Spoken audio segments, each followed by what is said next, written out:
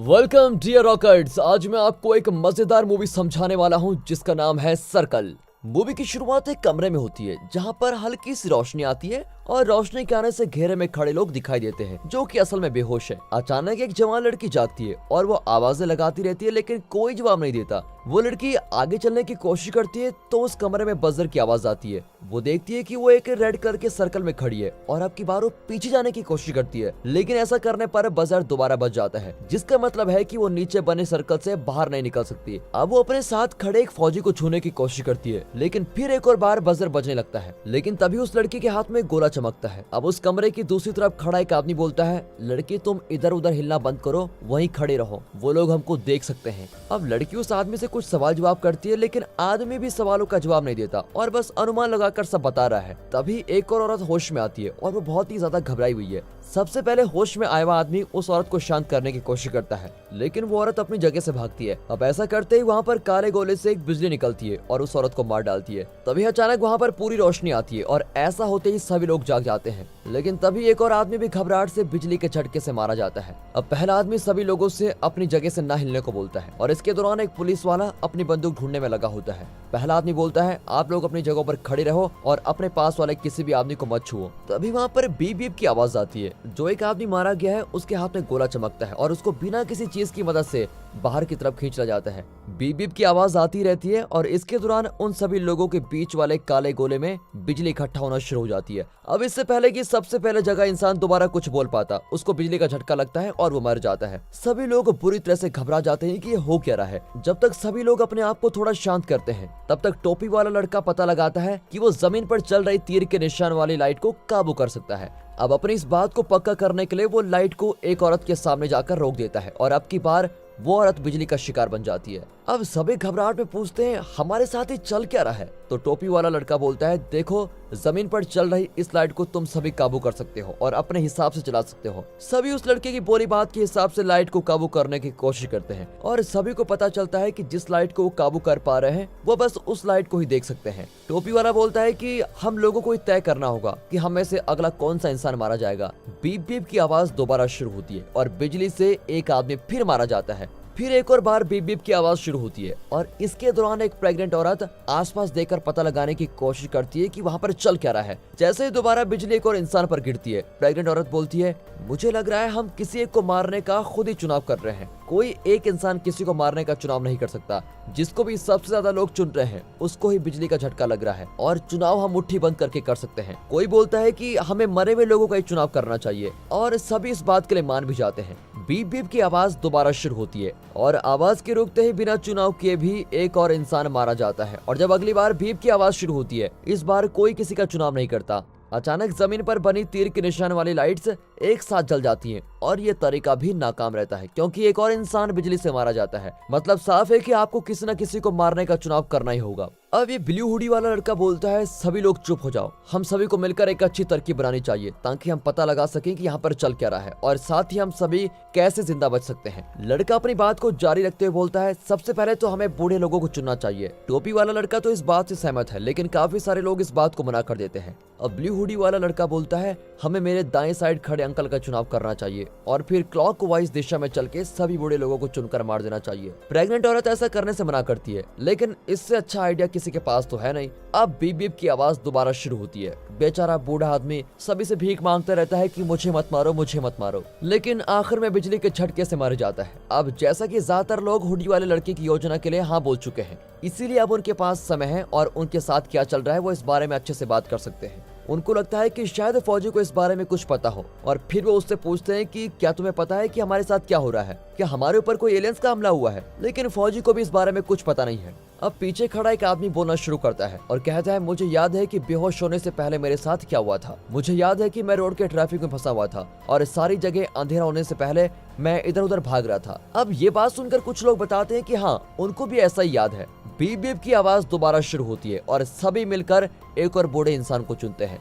अब पीछे खड़ा आदमी दोबारा बोलना शुरू करता है, कहता है, मुझे याद है कि मुझे एक अंतरिक्ष यान में खींचा गया था और फिर मैं एक लाल रंग वाले कमरे में था जहां बहुत सारी लाशें पड़ी थी, लेकिन मुझे अब लगता है कि वो लाशें नहीं, हम लोगों की तरह बेहोश किए हुए लोग थे और अब वो तीसरे बूढ़े इंसान को चुनते हैं और फिर अपनी बातचीत दोबारा शुरू करते हैं। चौथा बूढ़ा आदमी बोलता है, हाँ मुझे भी याद है कि वो एलियंस कैसे बात करते थे और कैसे दिखते थे। अब इसकी बात सुनकर कुछ लोगों को लगता है कि वो बूढ़ा आदमी झूठ बोल रहा है ताकि वो अपनी जान बचा सके, लेकिन फिर भी वो मारा जाता है। अब टोपी वाला लड़का बोलता है, हमें अगला किसका चुनाव करना चाहिए। सभी का ध्यान टोपी वाली औरत पर जाता है और उससे उसकी उम्र के बारे में पूछते हैं। जब सभी को पता चलता है कि वो औरत केवल 52 साल की है तो काफी लोगों को फैसला बदलना पड़ता है। टोपी वाली औरत बोलती है, पहले मुझे कैंसर हुआ करता था लेकिन अब मैं बिल्कुल ठीक हो चुकी हूँ, मुझे कैंसर नहीं है। ब्लू हुडी वाला बोलता है, मेरे हिसाब से तो हमें इसी बूढ़ी को चुनना चाहिए क्योंकि इसके ज्यादा चांसेस है सबसे पहले मरने के। लेकिन एक डॉक्टर बोलती है कि ऐसा होना जरूरी नहीं है। नीले हुडी वाला लड़का दोबारा बोलता है, ये आंटी तो 50 साल से ऊपर की है तो हमें सबसे पहले इसी को मारना चाहिए। लेकिन ज्यादातर लोग उसकी इस बात से सहमत नहीं होते क्योंकि कौन कितनी उम्र जिएगा इसका किसी को कुछ पता नहीं होता। वो लड़का ऐसा करने के लिए सभी को मनाता रहता है लेकिन इसका कोई फायदा नहीं होता और सभी लोग मिलकर उसी को मार डालते हैं। अब कैंसर वाली औरत बोलती है,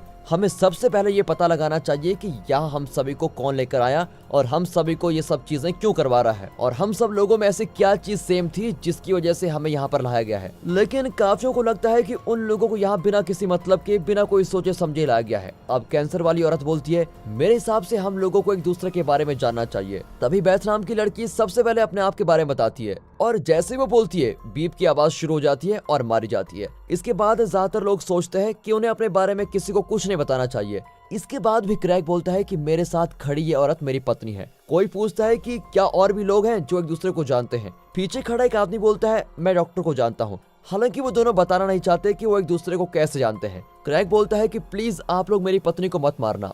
दोबारा बेबी शुरू होती है और एक और इंसान मारा जाता है। इसके बाद वो स्पेनिश बोलने वाले एक आदमी से बोलने को बोलते हैं लेकिन उसको इंग्लिश नहीं आती। तभी उसके पीछे खड़ी एक औरत बोलती है, सर मैं आपकी बातें इंग्लिश में सभी को समझाऊंगी क्योंकि मुझे इंग्लिश और स्पेनिश दोनों ही आती है। फिर वो औरत उस स्पेनिश वाले आदमी से उसके परिवार के बारे में पूछती है जिसके जवाब में वो बोलता है, मेरी 2 बेटियां हैं जो कि मैक्सिमो में रहती हैं। अब लाल रंग की टाई वाला आदमी देश में गैर कानूनी तरीके से आए लोगों की बात करना शुरू कर देता है जिसके जवाब में वो चेक शर्ट वाला आदमी बोलता है कि क्या तुम्हें जल्दी से एलियंस के पास जाना है। फिर सभी स्पेनिश बोलने वाले आदमी से पूछते हैं, क्या तुम अमेरिका में कानूनी तरीके से रह रहे हो। और स्पेनिश वाला आदमी बोलता है, मैं यहाँ पर गैर कानूनी तरीके से रह रहा हूँ। दोबारा बीप बीप की आवाज शुरू हो जाती है और अब की बार आगे खड़ी एक जवान लड़की मारी जाती है। पुलिस वाला एक आदमी को पहचान लेता है जिसका नाम रॉल है। वो इसलिए रॉल को पहचान पाता है क्योंकि रॉल ने अपनी ही गर्लफ्रेंड की पिटाई की थी। और ये सुनकर कैंसर वाली औरत पुलिस वाले से पूछती है, क्या तुम्हें पक्का यकीन है कि ये वही लड़का है। इस बात को बीच में लाकर पुलिस वाला साबित करना चाहता है कि रॉल एक अच्छा आदमी नहीं है। अब पुलिस वाले और रॉल के बीच काफी बहसबाजी हो जाती है और वो दोनों एक दूसरे को जाने बिना एक दूसरे के ऊपर इल्जाम लगा रहे होते हैं। जब बाकी लोग रॉल पर जोर लगाकर पूछते हैं कि क्या तुमने सच में अपनी गर्लफ्रेंड को पीटा था, तो रॉल मान लेता है और बोलता है वो लड़की इसी लायक थी। और बस फिर क्या, इसलिए अगली बार बिजली का झटका रॉल को ही लगता है और वो मर जाता है। इसके बाद गोल्डन हेयर वाली लड़की को दिखाते हैं जिसका नाम जोया है। वो बोलती है, शायद हम लोगों को पता लगाना है कि हम सभी में कौन अच्छा है और कौन बुरा है। हम गिने चुने लोगों को यहाँ लाने के पीछे कोई ना कोई तो वजह होगी। लेकिन उसके साथ खड़ा आदमी इस बात से सहमत नहीं होता। वो बोलता है, ऐसा कुछ भी नहीं है। मेरे हिसाब से आखिर में सभी लोग मारे जाएंगे और ऐसा होते हुए एलियंस हम सबको देखना चाहते हैं। हालांकि जोया के पीछे खड़ा ये गोल्डन हेयर वाला लड़का जिसका नाम रॉन है, वो भी उसकी बात को समझता है और कहता है कि हाँ, हमें पता लगाना होगा कि हम में से जिंदा रहने लायक कौन है। अब सभी सोच रहे होते हैं कि कौन जिंदा रहने लायक है और हमें किस आधार पर इस बात का पता लगाना चाहिए। लेकिन इसके दौरान बीप बीप की आवाज भी साथ साथ चल रही है। अब की बार आगे लाइन में खड़ी मुस्लिम औरत मारी जाती है। अब अफ्रीकन के दिमाग में एक चाल चलती है और अपने को बचाने के लिए वो जाति, रंग, इन सभी को बीच में लेके जाता है और बोलता है, अब हम काले रंग वालों को टारगेट किया जाएगा। आगे खड़ा एक गोरा आदमी बोलता है, भाई ऐसा कुछ नहीं है, तुम लोग भी हम जैसे ही हो और यहाँ पर गोरे काले सभी लोग मारे जा रहे हैं। अब दूसरा खड़ा एक और अफ्रीकन आदमी पहले वाले अफ्रीकन को बोलता है, भाई तुम इस बात को मत शुरू करो, अगर तुम इस बात को जारी रखोगे तो सभी लोग तुम्हें ही मारने के लिए चुनेंगे। टोपी वाला आदमी इस बात से सहमत है। अब वहाँ पर सभी लोगों में भेदभाव से जुड़ी बातें शुरू हो जाती हैं और कौन इस बारे में क्या क्या सोचता है साफ साफ पता लग रहा होता है। अब पुलिस वाला बोलने लगता है और उसकी बातों से साफ पता लग रहा है कि वो रंग रूप में भेदभाव करने वाला इंसान है, इसीलिए बिजली का अगला शिकार उसी को बनाया जाता है। अब फौजी को लगता है कि हम एक दूसरे की राय पर सभी को मारना बंद कर देना चाहिए, लेकिन पहले वाला अफ्रीकन आदमी इस बात से सहमत नहीं होता। वो बोलता है, हमें सभी की राय और सोच को ध्यान में रखते हुए ही लोगों का चुनाव करना चाहिए। लेकिन फौजी और स्पेनिश आदमी की बात समझने वाली लड़की बोलती है, हमें मिलकर पता लगाने की कोशिश करनी चाहिए कि यहाँ पर चल क्या रहा है और हमारे साथ ये हो क्या रहा है। अगली बार जब वो चुनाव करते हैं सभी अपने आप को चुनते हैं, लेकिन इसका भी कोई फायदा नहीं होता। इसलिए अगली बार वो सभी अपने साथ वाले इंसान को चुनने का तय करते हैं, लेकिन फिर भी कोई मारा जाता है और सभी मान लेते हैं कि चुनाव करने में किसी ने कोई गलती की है। वो यही करने की दोबारा कोशिश करते हैं और ऐसा करने में प्रेग्नेंट औरत अपने पास खड़ी एक छोटी बच्ची की मदद करती है। अचानक प्रेग्नेंट औरत और एक और आदमी के ऊपर लाइट आती है तो सभी मिलकर दोबारा चुनाव करते हैं और आदमी मारा जाता है। अब सवाल ये आता है कि अब की बार दो लोगों का चुनाव क्यों हुआ, जिसके जवाब में पीछे खड़ा आदमी बोलता है, मैंने अपने साथ वाले आदमी को छोड़कर उस आदमी को चुना था क्योंकि मुझे पता लग गया था कि उस आदमी ने प्रेग्नेंट औरत को चुना था। अब सभी के दिमाग में सवाल आता है कि क्यों वो आदमी ऐसा करना चाहता है। तो पीछे वाला लड़का दोबारा बोलता है, मुझे लगता है कि जिस हिसाब से ये गेम डिजाइन किया हुआ है उस हिसाब से सभी लोग मारे जाएंगे और आखिर में प्रेग्नेंट औरत और उसकी बच्ची बचेगी। अब ये सुनकर पीछे खड़ा रॉन बोलता है, अगर हम छोटी लड़की और प्रेग्नेंट औरत को मार देंगे तो हम लोगों के पास जिंदा बचने के ज्यादा मौके होंगे। अब चेक शर्ट वाले आदमी के हिसाब से भी उन दोनों में से ही किसी को मारा जाना चाहिए। हालांकि लाल टाई वाला आदमी इस बात से सहमत नहीं होता। अब कैंसर वाली आंटी भी प्रेग्नेंट औरत का साथ देने के लिए बोलती है कि ये बेचारी एक अकेली जान नहीं है, इसके पेट में एक और जान जी रही है। अब दोबारा से अकेले मरने वाले इंसान का चुनाव शुरू होता है और एक और बार दो लोग चुने जाते हैं। अब की बार बूढ़ी औरत और प्रेग्नेंट औरत की बेटी दोनों को चुना जाता है और फिर बूढ़ी औरत को मारने का चुनाव किया जाता है। पीछे खड़ा एरिक और फौजी चाहते हैं कि उन्हें छोटी बच्ची और प्रेग्नेंट औरत को बचाना चाहिए, लेकिन चश्मे वाला आदमी बोलता है, मैं इन दोनों को नहीं जानता और ये अच्छे हैं या बुरे ये जानना चाहता हूँ। वो बच्ची से सवाल जवाब करने लगता है और तभी चुनाव भी शुरू हो जाता है। अब की बार प्रेग्नेंट औरत और उसकी बेटी दोनों को चुन लिया जाता है। उन दोनों के पीछे खड़ा आदमी बोलता है, ये अच्छा मौका है, हमें इन दोनों को मार देना चाहिए, लेकिन उसी को बिजली का तगड़ा झटका लगता है और वो मर जाता है। अब एक नई रणनीति बनाई जाती है। क्रैग बोलता है, मेरे हिसाब से हमें चुनाव बंद कर देना चाहिए और जो लोग दूसरों की जान बचाने के लिए आगे आना चाहते हैं उनको खुद मर जाना चाहिए, लेकिन कोई भी अपने गोले से बाहर नहीं आता। तभी छोटी उम्र का एक लड़का ऐसा करने के लिए तैयार हो जाता है। अब सभी के बीच बहस चल रही होती है और उस छोटे लड़के से पूछा जाता है, तुम ऐसा क्यों करना चाहते हो, जिसके जवाब में छोटा लड़का बोलता है, मैं किसी को भी मारना नहीं चाहता हूँ। तभी चेक शर्ट वाला आदमी बोलता है, ये एक छोटा बच्चा है, हमें उसे ऐसा करने से रोक देना चाहिए। लाल टाई वाला आदमी इस बात से सहमत नहीं होता और छोटे बच्चे से पूछता है, क्या तुम सच में ऐसा करना चाहते हो। अब जैसे बीप बीप शुरू होती है, पीछे खड़ा एक बूढ़ा जेंटलमैन आदमी बोलता है, इस छोटे बच्चे की जगह मैं मरने को तैयार हूँ। और ऐसा बोलते ही वो अपने गोले से बाहर आ जाता है। लाल टाई और चश्मे वाला दोनों अभी भी बोल रहे होते हैं कि लोगों को अपने आप से गोले से बाहर आ जाना चाहिए, हालांकि वो खुद अपने गोले से बाहर नहीं आते और ना ही मरना चाहते हैं। तभी चेक शर्ट वाला आदमी बोलता है कि अब प्रेग्नेंट औरत को बाहर निकल जाना चाहिए। चश्मे वाला आदमी छोटे लड़के से पूछता है, क्या तुम अभी भी आगे आकर मरना चाहते हो, जिसके जवाब में चुनाव शुरू होते ही छोटा लड़का अपने गोले से बाहर निकलकर अपनी जान दे देता है। इसके बाद सभी लोगों को लग रहा होता है कि अपनी जान देने वाला अगला इंसान फौजी होगा, क्योंकि उसने अपने देश के लोगों की जान बचाने की कसम खाई है। हालांकि वो भी ऐसा नहीं करना चाहता। वो बोलता है, मैंने अपनी पूरी जिंदगी फौज में कुर्बान कर दी है और कुछ समय पहले मेरा बच्चा पैदा हुआ है, मैं उसके पास जाकर उससे मिलना चाहता हूँ। टाइम निकलता रहता है और अपनी जान देने वाले अगले आदमी का सभी इंतजार कर रहे होते हैं। पीछे खड़ी एक औरत ऐसा करने के लिए तैयार होती है क्योंकि वो अकेली है, उसका लड़का जान से मर चुका है। तभी एक चर्च का पादरी बोलता है, तुम जल्दी से उससे मिल पाओगी बेटी। अब वो औरत अपने गोले से बाहर निकलकर अपनी जान दे देती है और फिर उसके बाद काले सूट वाले आदमी और उस पादरी के बीच काफी बहस होती है।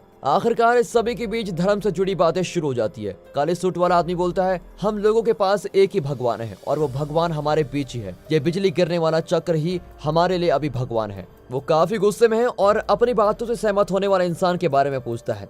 तभी बीप बीप शुरू हो जाती है और काले सूट वाले को लगता है कि सभी मिलकर उसको ही चुनेंगे। दो जनों का चुनाव होता है, काले सूट वाले का और एक दूसरी लड़की का। बेचारी वो लड़की मारी जाती है। वो आदमी अभी भी सभी को भला बुरा बोल रहा होता है और अचानक अपने साथ खड़ी जोया से पूछता है, क्या तुम सेक्स करने वाली मूवीज में काम करती हो। वो मना करती है, लेकिन काले सूट वाला उससे जबरदस्ती इस बात को मानने के लिए बोल रहा होता है। अब की बार चुनाव में वो आदमी नहीं बचता। अब की बार काले सूट वाले को ही मार दिया जाता है। जब जोया रो रही होती है तो चश्मे वाला आदमी बोलता है, अब हमें उन लोगों को मारना चाहिए जिन लोगों के कोई बच्चे नहीं है। जिन लोगों के बच्चे हैं उन लोगों को अभी के लिए नहीं चुनना चाहिए। क्रैग बोलता है, मेरी और मेरी बीवी की एक बेटी है। अब चश्मे वाला बोलता है, जिन लोगों के बच्चे नहीं है उनको खुद बाहर निकलकर अपनी जान दे देनी चाहिए। फिर लाल टाई वाला आदमी पीछे खड़ी एक औरत से पूछता है, क्या तुम्हारे कोई बच्चे हैं या पति है। लेकिन सवाल का जवाब देने की जगह वो औरत उल्टा लाल टाई वाले से ये सवाल करने लगती है और जब लाल टाई वाला जवाब दे रहा होता है तभी एक और लड़की भी मर जाती है। फिर वो औरत अपनी जिंदगी के बारे में बताती है और सभी को पता चलता है कि वो लड़कों को नहीं बल्कि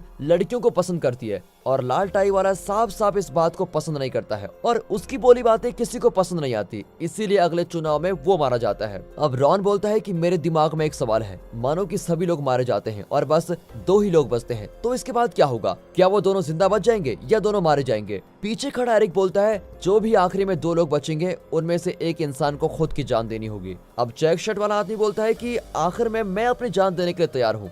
कैंसर वाली औरत बोलती है हमें किसी ऐसे का चुनाव करना चाहिए जिस पर हम विश्वास कर सकें कि आखिर में वो इंसान खुद की जान देने के लिए तैयार रहेगा। स्पेनिश आदमी की मदद करने वाली औरत बोलती है इस हिसाब से तो हम किसी पर विश्वास ही नहीं कर सकते हैं। अब रॉन बोलता है हमें फिर भी मिलकर चुनाव तो करना ही पड़ेगा। जोया पूछती है कि मान लीजिए आखिर में प्रेग्नेंट औरत और उसके बच्चे बचते हैं तो इसके बाद क्या होगा? जिसके जवाब में डॉक्टर बोलती है कि ये दोनों खुद इस बात का चुनाव कर सकते हैं। अब दोबारा वोटिंग शुरू होती है। अब की बार उस डॉक्टर और उसकी जान पहचान वाले आदमी को चुना जाता है और अब की बार दोनों साथ में मर जाते हैं। रॉन बोलता है हमें तय करना होगा कि इन माँ बेटी में से कौन मारा जाएगा, लेकिन फौजी बोलता है कि ये बंदा खुद को बचाने के लिए इन दोनों को मारना चाहता है और चाल चल रहा है। फिर क्रैग भी सभी को बोलता है अगर हमें दोनों में से किसी एक को चुनना है तो आप किसको चुनोगे? अब चश्मे वाला आदमी प्रेग्नेंट औरत से पूछता है लड़की तुम क्या काम करती हो? अब ये सुनते ही सभी बोलते हैं कि हम इस सवाल के हिसाब से किसी को मौत के लिए नहीं चुन सकते। हालांकि चश्मे वाला बोलता है ये बहुत जरूरी सवाल है क्योंकि ये जानना जरूरी है कि कौन कितना ज्यादा अपने समाज के लिए काम करता है। स्पेनिश आदमी की मदद करने वाली लड़की बोलती है प्रेग्नेंट औरत क्या करती है क्या नहीं करती ये जरूरी नहीं है, जरूरी बात यह है कि वह माँ बनने वाली है। चश्मे वाला आदमी प्रेग्नेंट औरत के खिलाफ बोले जाता है और इसी के दौरान टोपी वाला लड़का मारा जाता है। फिर चेक शर्ट वाला चश्मे वाले से पूछता है अंकल आप तो बताइए आप समाज के लिए ऐसा क्या करते हैं? जिसके जवाब में वो बोलता है मैं बैंक में काम करता हूँ और समाज की सेवा कर रहा हूँ। चश्मे वाला सभी के खिलाफ खड़ा है, लेकिन अब की बार स्पेनिश आदमी की मदद करने वाली औरत मारी जाती है। अब तक सभी लोग 2 ग्रुप्स में बढ़ चुके हैं, एक जो प्रेग्नेंट औरत के साथ है और एक जो उनको मारने के मूड में है। अब सभी को लगता है कि अगला मरने वाला इंसान स्पेनिश आदमी होगा। तभी पीछे खड़ा एरिक बोलता है एक ग्रुप ने स्पेनिश आदमी की मदद करने वाली औरत को चुना क्योंकि सभी को पता था कि वो औरत प्रेग्नेंट औरत और उसकी बच्ची को बचाना चाहती थी। अब ग्रुप की बात सभी के बीच आ चुकी है। गिनती की जाती है कि कौन कौन प्रेग्नेंट औरत को बचाना चाहता है और कौन उसके खिलाफ है। अब की बार छोटी बच्ची और स्पेनिश आदमी को चुना जाता है। स्पेनिश आदमी को वहाँ चल रही चालबाजी समझ आ रही होती है, इसलिए बच्ची को बचाने के लिए वो खुद की जान दे देता है। अब चश्मे वाला आदमी फौजी को बुरा भला बोलता है ताकि वो उसको अपने समूह में शामिल कर सके। चश्मे वाला और रॉन मिलकर क्रैग और क्रैग की पत्नी और अफ्रीकन आदमी को अपनी तरफ कर लेते हैं। अब दोबारा मरने का चुनाव होता है। 2 ग्रुप होने की वजह से दोबारा 2 लोग चुने जाते हैं। बच्ची पर दोबारा खतरा है, लेकिन इस बार दूसरा चुना हुआ इंसान है खुद चश्मे वाला। अब अफ्रीकन आदमी और रॉन बोलता है कि हमें इन दोनों को ही मार देना चाहिए, लेकिन चश्मे वाला आदमी ही मारा जाता है क्योंकि क्रैग की पत्नी का दिमाग बदल गया और मरने के लिए चश्मे वाले को चुन लेती है। सभी को पता चल जाता है कि ऐसा उसी की वजह से हुआ है, लेकिन वो बोलती है मैंने अपना फैसला नहीं बदला था, मैंने तो वोट ही नहीं दिया। अब जैक शर्ट वाला बोलता है कि मुझे लगता है हम सभी को आखिर में मरना ही है, इसलिए हमें बिना धोखाधड़ी और शान के साथ मरना चाहिए। क्रैग बोलता है मुझे लगता है तुम चाहते हो कि छोटी लड़की को मर जाना चाहिए और प्रेग्नेंट औरत को बचाना चाहिए। अब रॉन जोया को अपनी टीम में करना चाहता है, लेकिन वो ऐसा नहीं कर पाता। इसके बाद वो बोलता है हमें समय की जरूरत है, इसलिए हमें चेक शर्ट वाले आदमी को मार देना चाहिए। फिर सभी मिलकर चेक शर्ट वाले आदमी को मार देते हैं। इसके बाद वो देखते हैं कि किसकी टीम में कितने लोग हैं। फौजी बोलता है कि हमें क्रैग की पत्नी को मारना चाहिए और ऐसा उसने क्रैग के हाव भाव को देखकर ही बोला होता है। आखिरी समय पर क्रैग अपना मन बदल लेता है और बच्ची वाली टीम का साथ देने लग जाता है। फौजी के बोलने पर अफ्रीकन आदमी को मार दिया जाता है। अब उसके मरते ही रॉन क्रैग और क्रैग की पत्नी से सवाल करता है कि मुझे लगता है तुम दोनों की शादी नहीं हुई है। दोनों पति पत्नी से सवाल पूछे जाते हैं। एक औरत पूछती है तुम्हारे पति का क्या नाम है, और इस सवाल का जवाब देने में क्रैग की पत्नी फंस जाती है। वैसे तो क्रैग ने अपना नाम पहले ही बताया था, लेकिन फिर भी उसकी नकली पत्नी उसका नाम भूल चुकी होती है। अब क्रैग बोलता है ऐसा करने के लिए मुझे इस औरत ने ही बोला था, लेकिन फिर भी वो मारा जाता है। क्रैग की नकली पत्नी बोलती है ठीक है मैंने झूठ बोला, लेकिन मेरा सच में एक बच्चा है। अब रॉन बोलता है हम सभी हत्यारे हैं, लेकिन अगर तुम हमारा साथ दोगी तो मैं वादा करता हूँ कि मैं तुम्हें मरने नहीं दूंगा। फिर वो एक बूढ़े आदमी से पूछता है कि वो क्या चाहता है, लेकिन वो बूढ़ा आदमी बोल नहीं सकता है। अब इसके बाद रॉन अपने साथ खड़ी औरत को अपनी टीम में करने के लिए वो उस औरत के परिवार के बारे में भावुक बातें करने लगता है। एक और बार चुनाव होता है, लेकिन किसी हड़बड़ी की वजह से 5 लोगों का चुनाव हो जाता है। रॉन, फौजी, कैंसर वाली आंटी, जोया और गे औरत को चुना गया होता है। दोबारा चुनाव करने पर रॉन ही बचता है और बाकी सभी मारे जाते हैं। पादरी रो रहा होता है, लेकिन रॉन अपनी चालबाजी में लगा पड़ा है। वो प्रेग्नेंट औरत से बोलता है तुम भी मेरी टीम में आ जाओ, लेकिन प्रेग्नेंट औरत ऐसा करने से मना कर देती है। पीछे खड़ा एरिक अभी भी अपनी तरह से ही काम कर रहा है, लेकिन उसके साथ खड़ा पादरी प्रेग्नेंट औरत से माफी मांगता है और अपने गोले से बाहर निकल जाता है। अब एरिक और रॉन को महसूस होता है कि हमें अपनी रणनीति बदलनी होगी, इसलिए रॉन एरिक को बोलता है तुम मुझे प्रेग्नेंट औरत या उसकी बेटी में से किसी एक को मारने दो, मैं तुम्हें क्रैक की नकली बीवी को मारने दूंगा। दोबारा चुनाव होते हैं और सभी अपने हिसाब से चुनाव करते हैं, लेकिन बूढ़े अंकल किसी को नहीं चुनते। अब की बार नकली पत्नी मारी जाती है। एरिक बोलता है कि इन बूढ़े अंकल ने अभी तक एक भी बारी में वोट नहीं किया है, लेकिन फिर भी वो यहाँ तक पहुँच गए हैं। सभी के बीच बहसबाजी हो जाती है और सभी तय करते हैं कि वो मिलकर बूढ़े अंकल को मारेंगे, लेकिन एरिक और प्रेग्नेंट औरत के बीच एक रणनीति बनती है और वो मिलकर रॉन को चुन लेते हैं। अब वहाँ केवल 4 लोग ही बचे हैं। अब की बार उन्हें बूढ़े आदमी को चुनना पड़ता है, क्योंकि इसके अलावा उनके पास कोई चारा नहीं है।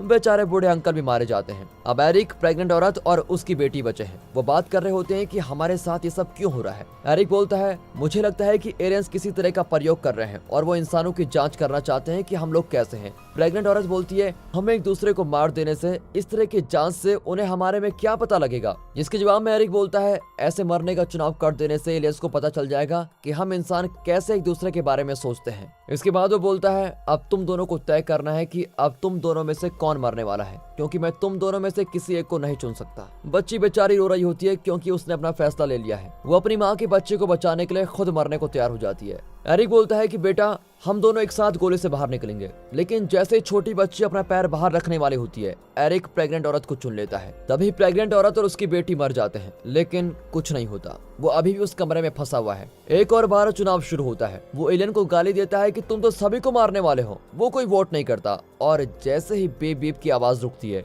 वो देखता है कि अब की बार मेरे और प्रेग्नेंट औरत के पेट वाले बच्चे को चुना गया है। एरिक को अपने या फिर छोटे बच्चे के बीच में चुनाव करना है। वो बच्चे को मारने का तय करता है और अचानक बाहर जाता है। उसको ऊपर एक अंतरिक्ष यान दिखाई देता है और जब वो खड़ा होता है, वो देखता है कि वहाँ बहुत सारे अंतरिक्ष यान हैं। एरिक ने चाल के साथ सभी के साथ खेला और अपने आप को अच्छा दिखाया। वो जानता था कि आखिर में पहुंचने के बाद मैं क्या कर सकता हूं। और दोस्तों इस तरह एरिक ने खुद को बचा लिया और इसी के साथ ये मूवी यहाँ पर खत्म होती है। दोस्तों हाँ मानता हूँ कि मूवी थोड़ी अजीब थी, लेकिन कभी कभी ऐसी मूवीज भी एक्सपीरियंस कर लेनी चाहिए। बाकी दोस्तों मिलते हैं अगली मूवी के साथ, तब तक के लिए गुड बाय, अपना ख्याल रखिए and finally thanks for watching.